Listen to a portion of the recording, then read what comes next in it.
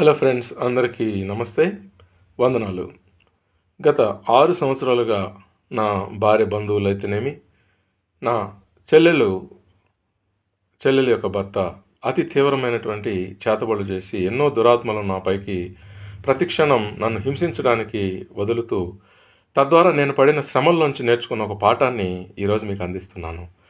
ఒక దురాత్మ మనలోకి ఎప్పుడు ప్రవేశిస్తుంది? మరి మొదటి సమయాలు ఈ గ్రంథం చదివితే యుద్ధంలో ఎంతో అద్భుతంగా పోరాడి సౌలు యొక్క ప్రాణాన్ని కాపాడి గొల్యాతుపై విజయం సాధించాడు దావీదు. అప్పుడు వేల కొలది హతం చేసినటువంటి ఘనత కేవలం సౌలుదైతే 10,000 కొలది హతం చేసినటువంటి ఘనత దావీదుదని ఆనాడు కీర్తనలు పాడారు. అప్పుడు అసూయతోటి చాలా బహుకోపము తెచ్చుకొని అని వ్రాయబడిందండి. చాలా కోపం అంటే బహుకోపం అని బైబిల్ గ్రంథంలో రాయబడింది.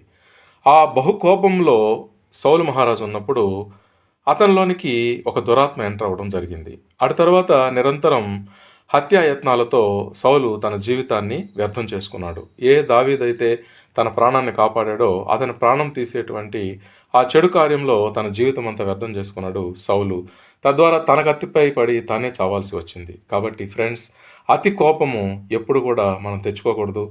దాంట్లో ఎక్కువసేపు ఉంటే దురాత్మ ఎంటర్ అవుతుంది.